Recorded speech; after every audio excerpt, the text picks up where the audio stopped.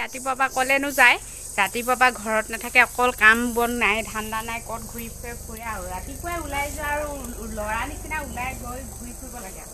গাটো ধুব লাগে এতিয়ালৈকে নাই গা ধুবলৈ কৈ চিঞৰি থাকিব লাগিব ক'তনো যায়গৈ জানো এইবোৰ পঢ়িবলৈতো নাম নাই সেই কাম এখন কৰি সহায় কৰি দিব নাজানে ঘৰটোকে খাওঁ বুলি সেইটোও নাজানে ইমান ভৰ দুপৰীয়াখন ঘূৰি ফুৰিছে ভাত কাঢ়ি খাব আৰু শুব আৰু ওলাই যাব কাম এখন কৰিব নাজানে A few moments later. Man goroh mazi. Oh, ma, itu kipal sendal lagi. La la la la la la la. Ma, দেখোন ৰখি আছে সেইজনী গান গাই গাই আহা নিচিনা লাগিছে সেইজনী নিব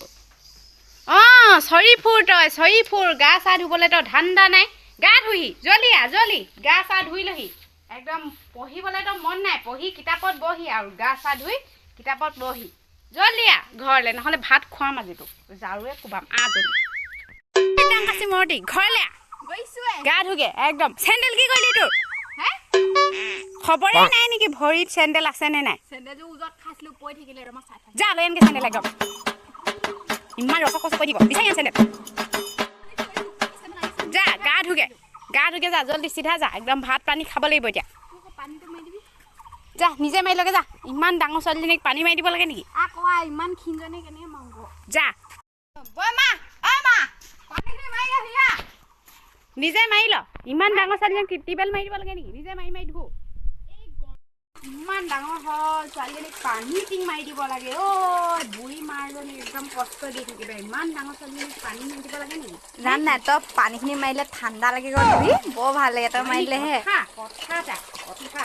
ক'ত চৰি ফুৰগে ইমান দেৰি এনেই অকণমান খেলিছিলোঁ আজি ৰ'দটো ইমান টেং টেংকে দিছে খাওঁ কৰিছে একদম মাথাটো বিষাই গৈছেগে সেই ঘৰত কাম এখন কৰিব না ল ধু পানী চলাই দি ধুইছোঁ এনে মাৰিলে ভাল লাগে আকৌ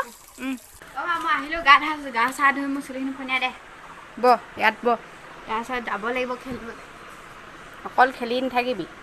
ইমান দুপৰীয়াখন শুবি অকণমান দি কিতাপ পঢ়িবলৈতো নাই